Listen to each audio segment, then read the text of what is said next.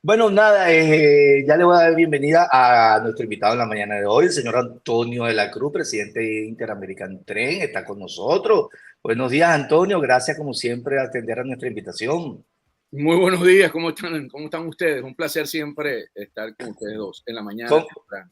cómo que le dice Noretza? Bueno, qué elegancia la de Francia, Noretza, ¿no? Qué hombre, pero no, tú hubieses visto la pinta yo lo vi cuando lo entrevistó Idania Chirinos en NTN 24, la Ajá. corbata, pero un lujazo, una belleza. Ay, Sí, tú caramba. sabes que, o sea, Antonio, tú sabes que ella llega y me dice, mira, pero Antonio siempre anda de punta en blanco. Le voy a decir. O sea, son un maracucho, no, hombre. ¿Ah? Y entonces él dice, y es maracucho, no sé por qué dijo eso. No, porque bueno, yo tengo que resaltar, aunque no es mi tierra de nacimiento, toda la gente del Zulia. Así es. Antonio, buenos días. Gracias por estar aquí. Fíjate, tú sabes que tú pasas un artículo que colocas el nombre de este artículo, candidatura en riesgo. Por cierto, les pido que sigan leyendo a través de sus artículos en el Nacional y en otros medios que le publican a Antonio de la Cruz. Candidatura en riesgo. Ah, me imagino que hablas, no lo he leído porque me habla de la oposición, de la candidatura de la oposición. ¿Por qué lo dices? ¿Qué ocurre, Enler? Básicamente, según la Constitución venezolana, el Ujú, artículo 229 prohíbe expresamente que cualquier persona en ejercicio de cargos en el Poder Ejecutivo, o sea, lo que son gobernadores, alcaldes, cuando van a un proceso de elección presidencial, tiene que apartarse de sus funciones que está ujú, en ese momento. ujú, Esto es básicamente es una disposición, está en la ley, perdón. Y eso, si recordamos, como lo señalaste, lo cumplió Enrique Capriles Radonsky en el 2012, ¿verdad? Que él se separa para ir a las elecciones con Hugo Rafael Chávez Frías. Y Manuel Rosales también lo hizo en el 2006. O sea, recordemos que en el caso de Rosales, él dejó a Adriana Delía durante esa campaña presidencial. No, ese Rosales, fue Enrique Capriles quien dejó a Adriana. sí, fue Enrique Ajá, Capriles. exacto. Y entonces, ¿qué ocurre? Que Rosales no hizo eso cuando se inscribió esa noche entre plenas madrugadas. Él no se había retirado de sus funciones como gobernador y no se ha retirado todavía como funciones de gobernador. ¿Eso qué hace? Eso hace que Rosales, de esos personajes como Brito, ¿verdad? En un momento determinado, en cualquier momento, porque está vigente, introduzca, interponga un recurso en la sala constitucional del TCJ y eso realmente inhabilite a Manuel Rosales. Uno se pregunta, ¿será que el equipo de Manuel Rosales no sabía eso, el equipo de abogados, ni el CNE? Lo otro es que el CNE dejó pasar ese rolling entre las piernas. ¿Habrá intencionalidad en ese rolling dentro de las piernas? No le había dicho a Rosales, no puedes, porque no estás retirado. Yo creo que aquí se abren una serie de interrogantes. pero entonces Maduro tampoco pudiera ser candidato porque él tampoco se ha separado. No, pero en el caso de Maduro hay una disposición de cuando él fue presidente encargado, en la que el TCJ hizo, ¿se acuerdan? Que él estaba en Mm. presidente encargado y a él lo autorizaron. ¿Okay? Él parece cuando ocupa, aquí como en Estados Unidos, el Cuando, ejecutivo, cuando hubo esa elección sobrevenida, no lo de Chávez. después sí, del fallecimiento de Chávez. Entonces Sí. Ujú. ahí hicieron, pero en el caso de gobernadores y alcaldes para aspirar a esa posición deberían hacerlo porque se está dejando un área donde pongamos un evento que pudiese ocurrir, que hasta el mismo Rosales fuera el candidato y ganase, pudiese, como hay 6 meses para asumir esa posición, ese cargo, podrían ser interpelados y tendríamos que repetir elecciones. Entonces, yo creo que aquí hay que sentarse y conversar, pues, o sea, no estoy diciendo que es un mandato, sino que hay que revisar entre la plataforma unitaria y Rosales qué Ujú. va a pasar con eso, porque se debe ir blindado. A esta elección en, debemos ir blindado en términos jurídicos. Aquí no se puede ir con lagunas porque sabiendo cómo juega el régimen, esas son cartas que ellos se guardan. para después decir no te vistas que no vas. Bueno, pero también está el periodo de impugnación que está rodando ahorita. Ahorita se podría impugnar, por supuesto, pero si al impugnarlo, tú vas a tener, es mejor llegar a un acuerdo, sustituir su candidatura o él separarse del cargo. Él podría decir, bueno, en este proceso me estoy separando del cargo y dejar a alguien encargado en la gobernación del sur. Claro, claro. Ahora, fíjate tú, yo pensaba que las cosas iban los tiros por el tema de lo que dicho por Manuel Rosales ayer.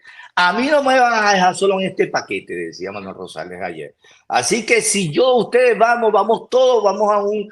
Y si no, yo le dejo la candidatura, o ustedes ven qué hace. Si no soy el decidido, el ungido de la plataforma unitaria, yo le dejo la tarjeta de Un Nuevo Tiempo y la tarjeta de la Mesa de la Unidad. Ustedes dispongan de quién es el candidato. Yo también pudiera ver que por ahí y pudiera ir los tiros de que hay riesgo de no tener candidato a la oposición. Luego de esta palabra de Manuel Rosales, pues solamente eso, un discurso y nada más, hasta ahí llega. Pero es que luego de decir eso salió el comunicado de la plataforma unitaria diciendo que no tiene candidato. Pero por eso, es una forma de presionar a la plataforma unitaria. ¿Qué piensas tú, Antonio? Sí, bueno, la posición de Rosales ha sido de fuerza, en términos de retar y tratar de mostrar, al tener una matriz que lo ha demolido en las redes, ¿verdad? En términos de que además de los caras que fueron más quemadas como Judas este domingo pasado, el domingo de resurrección, Manuel lo que quiere es desprenderse de eso que él como que está acordado con el régimen y por lo tanto él no muestra ningún interés, pero pone una condición. Dice, si ustedes consiguen a alguien, que pueda ser inscrito. O sea, él no se está retirando para dar la tarjeta. Si ustedes consiguen a alguien que pueda ser aceptado. O sea, si ustedes consiguen a alguien, yo no tengo ningún problema. Porque él sigue jugando a que el régimen no va a dejar que no se inscriba él, sino el que ellos quieran. Y eso no es los candidatos que hasta ahora son acompañados por la plataforma unitaria y por María Corina Machado. Y él buscar que al final, después de impugnaciones, después de todos estos procesos que vienen, el quedar y que se vea forzada la plataforma unitaria por ese sentimiento o esa emocionalidad que hay, que en la ruta es electoral y una gran mayoría apoya esa ruta. Entonces como que queda parado y entonces sí, bueno, a la final es Rosales, pues, entonces como de facto. Yo creo que esa es la jugada que Rosales y delastra un poco de que él está arreglado con el régimen de Maduro. Hay un inscrito que es Enrique Márquez. ¿Se llama Enrique Márquez? Sí, Enrique Márquez, sí, correcto. Que tiene un silencio allí que llama la atención, porque es que uno no logra definir qué papel está jugando Enrique Márquez en este proceso de elecciones. Porque digamos que se inscribe fuera de quienes sabemos que son inscritos del madurismo, del régimen. Entonces, ese papel de Enrique trae muchas incógnitas. ¿Usted lo ha estudiado? ¿Qué puede revelar al respecto? Ahí él le conoce también a Enrique Márquez porque es zuliano. Sí. Okay. ¿Qué ocurre con Enrique? Enrique fue, bueno, tiene un recorrido político largo y así fue del Nuevo Tiempo, se distanció del Nuevo Tiempo, fue miembro del Consejo Nacional Electoral, fue diputado, fue vicepresidente de la Cámara. Eso estuvo en la causa R. Entonces, ¿qué viene de ayer? Sí, ¿qué pasa? Pero también tuvo un Nuevo Tiempo. ¿Qué pasa con Enrique Márquez? Enrique Márquez, esa noche de las inscripciones, que estaba toda una conversación, unas negociaciones, recordemos, en la sede de la plataforma unitaria, ¿no? Donde discutían, en una jugada del régimen para poder ejercer cierta presión para que se definiese la candidatura interna dentro de la plataforma unitaria y dejar a alguien inscrito también, se acuerda con Enrique Márquez, porque Enrique Márquez, en unas conversaciones directamente con el comando de Manuel y triangulado con el régimen, le dan la tarjeta. Recordemos que a él le dan una tarjeta, le habilita una tarjeta para que él se pueda inscribir. Y resulta que está como un comodín en caso de que Manuel no sea el ungido y él pueda surgir. Él está jugando para ver si puede ser ese candidato que también tiene conversaciones con el régimen, porque ahí no hay nadie. El que está escogido, el que hoy está escogido por el régimen. Así es, no hay duda. No hay duda. Entonces, y él, recordemos que a él lo hicieron renunciar del Consejo Nacional Electoral ahorita cuando entró esta nueva junta directiva. Sí. Y entonces él básicamente, ahí todos ellos, cuando negocia con el régimen, negocia por beneficio. Entonces hay uno que puede especular que esté buscando, como el próximo año hay elección de candidatos a diputados a la Asamblea. Debe ser el candidato tapa del régimen. Es otro candidato, es un candidato tapa del régimen. Y según los chismes maracuchos, él le gustaría ser embajador en Uruguay, donde tiene su familia. Por ahí van los tiros, entonces. Por ahí van ir los tiros. Mira, yo te voy a preguntar, Antonio, y te voy a recordar lo que decía Palmieri, porque ayer, y tú sabes también mucho de eso, lo presentamos bien temprano, la exigencia que no solicitud, que hace Estados Unidos a Venezuela con respecto a la liberación de los presos políticos. Esto ocurrió anoche, 8:55 de la noche, dice, exigimos, ya lo puse, la liberación de Rocío San Miguel, defensora de derechos humanos, que lleva casi 2 meses detenida, acusada sin el debido proceso, además de Henry Alviares y Dinora Hernández y todos los presos políticos de Venezuela. Utilizar este término, este verbo de exigir, es distinto a solicitar. El papel de Estados Unidos en las últimas horas, veíamos también al propio Francisco Palmieri decir, nuestra candidata es y será María Corina Machado. Y además decía... Y aclaraba que los incentivos que ellos le dieron a Maduro, como liberar a Alexa, como liberar a los sobrinos y bajar las sanciones, era para llegar a unas elecciones libres y transparentes. Lo dijo claramente. Esa de Brian Nichols que nos bajó el ánimo. Ese papel ahora más activo de Estados Unidos, ¿cómo ves tú? ¿Qué lectura le haces tú a sobre todo eso en las últimas 48 horas, los movimientos de Estados Unidos con respecto al acuerdo de Barbados y en las negociaciones? Eso lo veo yo como tú, cuando tú te la pasas regañando a tu hijo y no le cumples lo que le dijiste, el castigo, y a la final tú lo vuelves a regañar y tu hijo no te hace caso. Tu amenaza no es creíble y ya perdiste el respeto, ya más bien. En ese sentido, yo pienso que el régimen se ríe de ese tipo de declaración. ¿Por qué? Porque las amenazas hasta ahorita de la administración Biden no son creíbles. Ahorita, vamos a poner el ejemplo concreto. Se vence la licencia 44 el 18 de abril. Ellos dijeron en noviembre y en octubre que si no había avances dentro de lo que había sido el acuerdo de Barbados, esa licencia iba a caducar. Resulta que hoy el consenso aquí en esta ciudad de Washington es que no va a caducar. O sea, entonces, caramba. Entonces, ¿qué va a decir el régimen de Maduro? Pero es que esto no cumplen con lo que dicen. Eso es falso. ¿Por qué? Porque el tema se convierte, la libertad y la democracia y los derechos humanos en Venezuela no son más importantes que la elección presidencial aquí en Estados Unidos. Entonces, en un mito, en una narrativa que ha creado Chevron en la ciudad, en la que dice que el crudo venezolano es importante en el mercado energético, porque entonces va a tener un aumento en el precio de la gasolina, porque va a aumentar el precio del barril.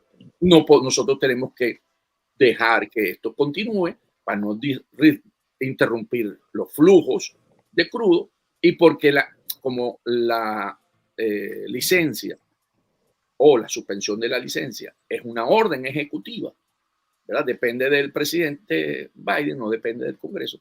Eso lo podemos hacer 2 días antes. Por eso que cuando ellos dicen, bueno, pero es que lo vamos a evaluar el 18, bueno, porque el 18 de abril o después, nosotros podíamos poner esa licencia. Entonces, en esa lógica de aquí de Casa Blanca, no es la lógica que entendemos los latinos o los venezolanos. Nosotros siempre creemos que cuando hay una amenaza de los Estados Unidos es creíble y eso era su fortaleza, esa era la confianza que tenía lo que hace los Estados Unidos. En el momento en que pierde ese efecto, están los muchachos, como te dije, el hijo tuyo haciendo fiesta en su casa, pues, y llega su papá y no le hace caso.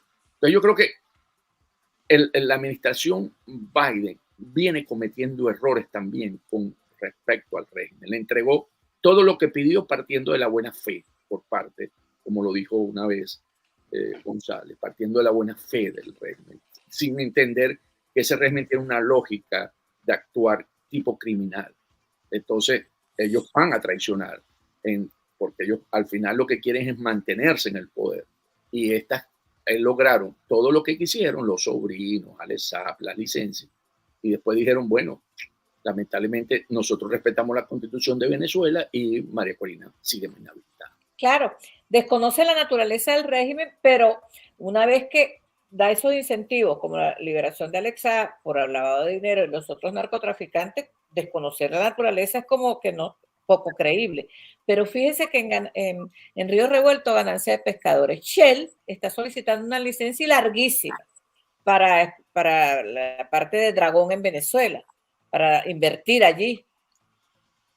Uno dice, si estamos a punto de creer que en el 18 de abril la licencia del 44 ya no sigue, si supuestamente la presión que se espera para que haya elecciones transparentes tiene que ver mucho con este tema. Y resulta que Shell, bueno, una decisión que puede darse en los próximos días, de otorgarle una licencia a Shell, por ejemplo.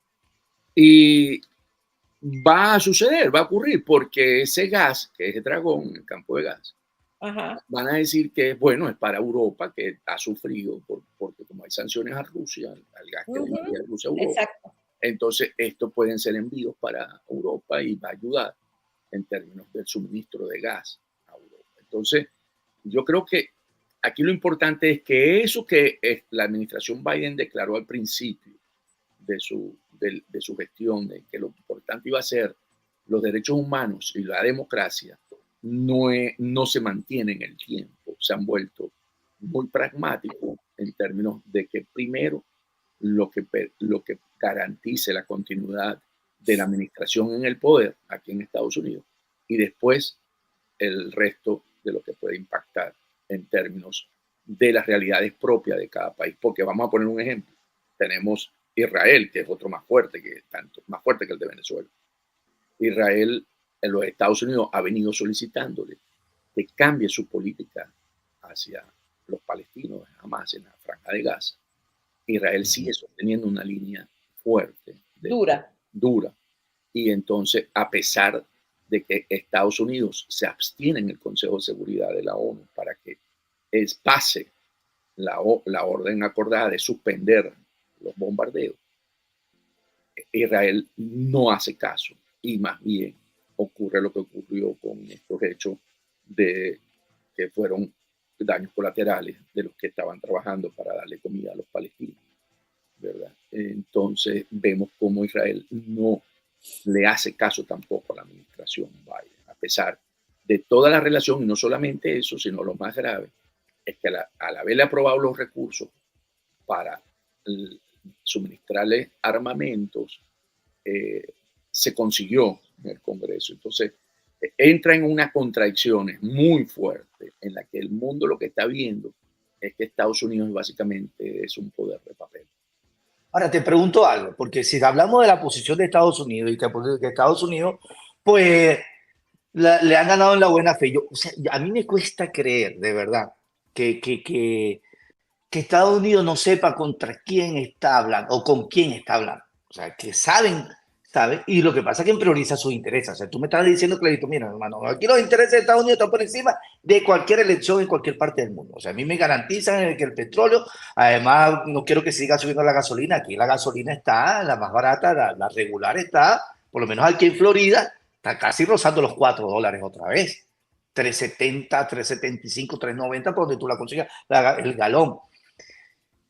Y eso sí, yo me pongo a hablar del tema internacional. Ayer María Corina Machado, por ejemplo, volvía a hacer una denuncia a 18 países insistiendo que hay que garantizar elecciones libres en Venezuela. Entonces, tú dices, bueno, entonces definitivamente, a pesar de todo, si Estados Unidos que pudiera tener alguna presión se hace de la vista gorda porque prioriza sus intereses. Estos 18 países del mundo que María Corina le dirige esta carta, pues también mirarán para un lado, Antonio. Entonces Ahí está estamos, Estados Unidos también. que incluye Estados Unidos, entonces estamos como muy desasistidos, aunque entiendo que la solución la tenemos en las manos nosotros, pero el mundo como que se está mirando para un lado que no le interesa mucho meterse en el paquete interno de Venezuela. Y lo más grave es que alerta sobre la posibilidad de quedar sin libertad, María Corina, en ese comunicado, que me Sí. parece sumamente grave. María Corina, ante la situación interna en Venezuela, en términos de que cada vez tiene menos la ciudadanía herramientas para poder ejercer presión a que se dé un proceso electoral semicompetitivo, pues ya ni siquiera se habla competitivo, porque al escoger el régimen del candidato, eso no es competitivo. Eso es básicamente el que le va a hacer el juego al régimen. Porque el régimen al final lo que anda buscando es legitimidad, aunque en este momento no lo pareciese que no la fuese a conseguir. Porque hay quienes creen, algunos analistas, que el régimen quiere entregar el poder. Entonces, sobre esa premisa, desarrolla de que como el régimen quiere entregar el poder, aquí lo más fácil es que María Corina le levante la mano a Manuel Rosales. Entonces, para que entonces salgamos de esto y porque el régimen está dispuesto a entregarle a alguien a quien le tiene confianza, cosa que es una falacia, porque el régimen lo que se quiere es que más bien Manuel Rosales reconozca el triunfo de la elección de ese día. O sea, no es que le va a entregar, es que quiere que le reconozca el triunfo, que es diferente. Y en ese sentido, porque poniendo ese mismo ejemplo, ¿qué ocurre? Si nosotros le hubiéramos, si María Corina Machado le hubiese levantado ya la mano a Manuel Rosales, no hubiesen salido todas las contradicciones que hoy tiene el régimen en sí, en términos de el acompañamiento de esos amigos que lo han venido blanqueando, como el presidente de Brasil, el presidente de Colombia, el mismo Zapatero. O sea, precisamente el seguir en esa línea de acción, de ir y mantenerse y buscar que sea el candidato que escogió el pueblo, la gente, o el que ha sido reescogido por la plataforma unitaria y María Corina Machado, es lo que ha llevado a una posición de aislamiento mucho más fuerte al régimen de Maduro. Mientras que si lo hubiese ocurrido de primera mano, de que se acepta el candidato que escoge el régimen, porque el régimen quiere entregar, hoy Maduro siguiese contando con todo ese apoyo que hoy está cuestionando. Entonces, ¿qué es lo que pasa? María Corina, ante ese escenario, ve que necesita que la comunidad internacional actúe con la mayor fortaleza para poder hacer la acción interna que se ha venido un poco debilitando, ¿verdad? Por todos los mecanismos que está generando el régimen a través de todas estas leyes que está aprobando y que está metiendo mucho miedo a la población. Y entonces buscar que los factores internacionales y precisamente que puedan ser también aliados del régimen puedan ejercer presión y llevar a Maduro a una posición que todavía no ha determinado si va a estar ubicado entre los países como Corea del Norte, como Cuba y como Nicaragua, que va hacia allá, pero todavía abre espacio cuando tú ves que visita la gente de Noruega el país buscando una solución. Todavía él juega con algunas formas que podría dar como la intención de que se pudiera conseguir una elección semicompetitiva. Hay algo que le molesta a Maduro y que lo ha exigido y no se le ha cumplido, que es el precio que tiene aquí en Estados Unidos por su cabeza. Esa es una de las exigencias que más le pega a Maduro cuando usted habla de la legitimidad. También eso está muy en juego. Eso es cierto. Una de las cosas que siempre ha solicitado en las negociaciones cuando ha habido entre Estados Unidos y Miraflores, Casablanca y Miraflores, a través de Jorge Rodríguez y Juan González, es el precio de la cabeza que tienen ellos y lo han puesto como que eso no es un incentivo para ir a una elección competitiva porque va en desventaja. Hasta ahorita es el último objetivo que quieren alcanzar. Exacto. O sea, porque los demás lo obtuvieron. Entonces, cuando se observa que aprueban a Edmundo González como el candidato de la tarjeta de la plataforma unitaria o de la MUT, es porque, ¿qué ocurre? Hasta ahora, el régimen siempre ha pedido que los Estados Unidos muestren su buena fe, su buena voluntad cumpliendo con sus acuerdos. Ujú. El Estados Unidos ahora lo que dice es muéstrame tú tu buena voluntad, porque hasta ahora me has engañado. Entonces, claro, cuando uno ve que aceptaron el mundo, Gonzalo, uno dice, ok, aquí hay una señal que le están mandando a la administración. O sea, yo estoy cumpliendo en respetar que la plataforma unitaria tenga a alguien que candidato tapa. ¿Por qué?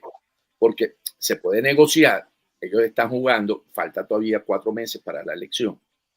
Entonces, un poco lo de María Corina Machado, que iba a ser habilitada, lograron que soltaran al ESAP, no estaba firmado el acuerdo, ¿verdad? Sino de verbal. Entonces, cuando realmente Juan González dijo, pero habíamos acordado, dijo, pero es que las leyes venezolanas nosotros las respetamos. Entonces, aquí básicamente la jugada es ver si llevan a la administración Biden a que retiren los precios de la cabeza, que parece imposible, pero ese mismo escenario era imposible con Alex Saab, porque no había sido juzgado o condenado, porque el paro presidencial era casi automático si tú eres condenado, pero un proceso cuando está siendo juzgado no es tan fácil, tuvieron que buscar el artificio jurídico para poderlo hacer, porque no había sido condenado, y sí lo consiguieron y lo ejecutaron de acuerdo a la ley. Igual ocurre aquí. Es muy difícil, pero recordemos que hay un ejemplo. Cuando el presidente Santos estaba en su programa de acuerdo con la FARC para el programa de paz, la FARC pertenecía en los Estados Unidos a un renglón que se llamaba Organización Terrorista. Estaba en la lista de la organización. Estaba denominada como organización terrorista, correcto. Y Santos le pidió al presidente Biden, al presidente Trump. no, estaba Obama. Barack Obama. Al presidente Obama le dijo que para poder tener esos acuerdos que estaban conversando en La Habana, que fluyera mucho mejor, que le pedía por favor que los sacara de la lista, dejaran de ser una organización terrorista, porque como estaban buscando una solución para la paz, ya ellos no estaban alineados con el terrorismo. Y lo sacaron aquí en Estados Unidos. Claro, es una orden ejecutiva. Bueno, está bien. Pero se logró. Lo que quiero decir que aquí en Estados Unidos, cuando hay la voluntad política, se buscan los argumentos jurídicos para sustentar esa voluntad política.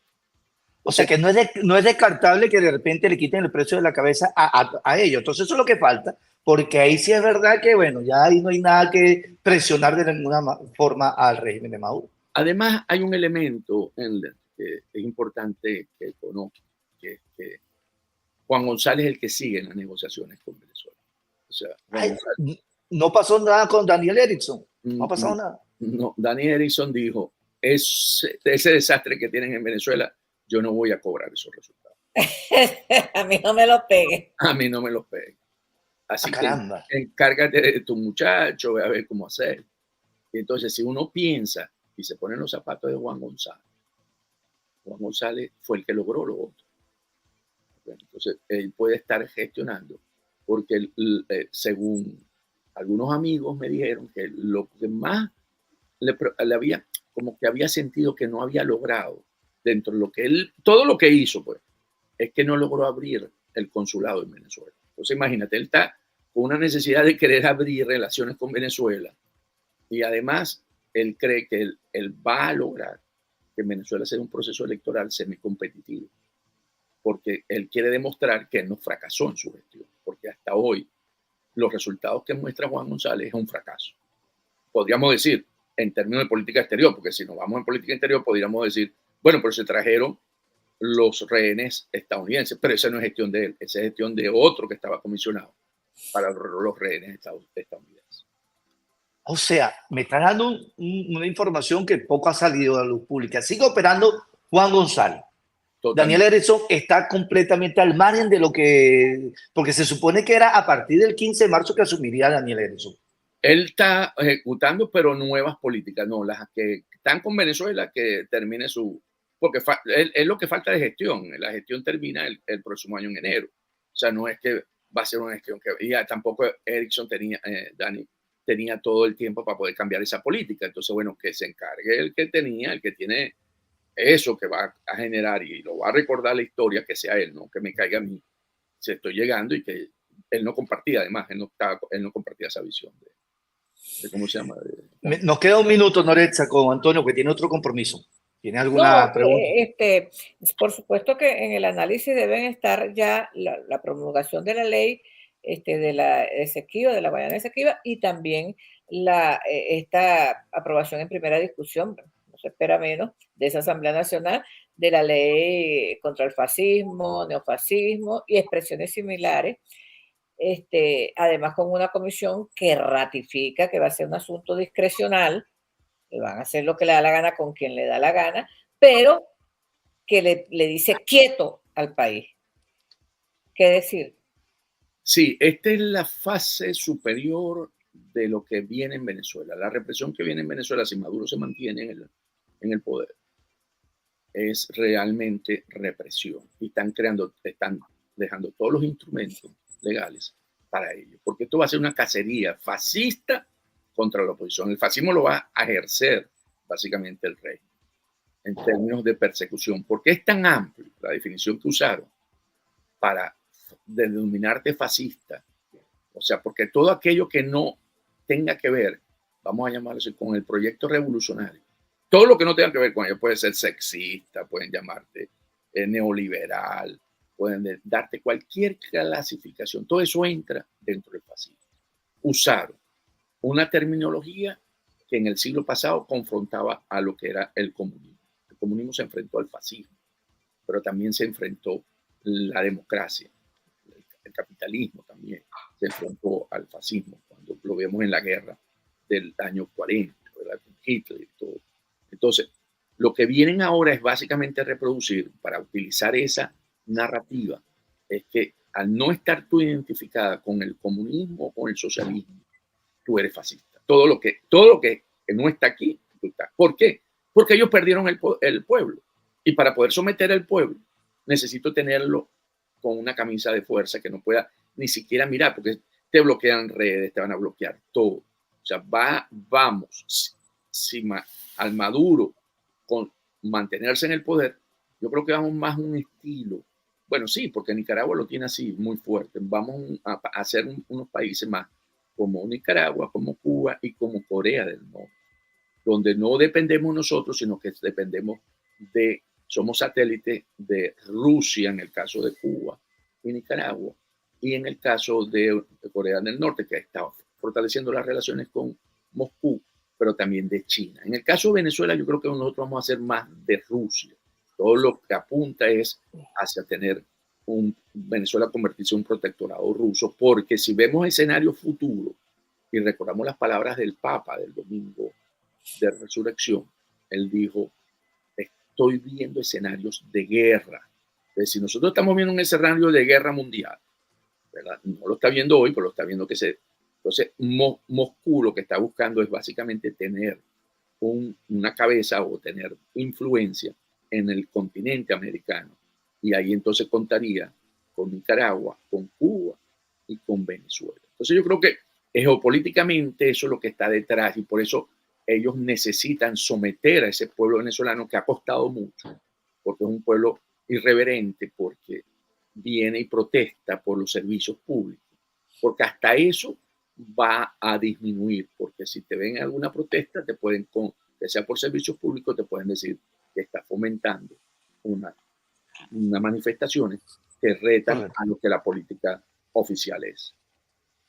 Sí, lo leíamos y lo conocía yo en pantalla, el tema de prohibición de manifestaciones prácticamente, porque ellos dicen que lo que tú estás diciendo, ellos pueden calificarte a ti como fascista porque estás en una reunión exigiendo tu derecho como ciudadano. Punto.